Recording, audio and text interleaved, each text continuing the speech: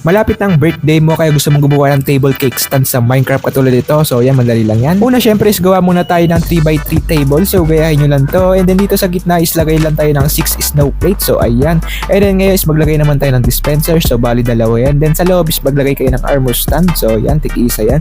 And then lagay kayo redstone para ma-activate. So ito yung paan ng ating table cake natin.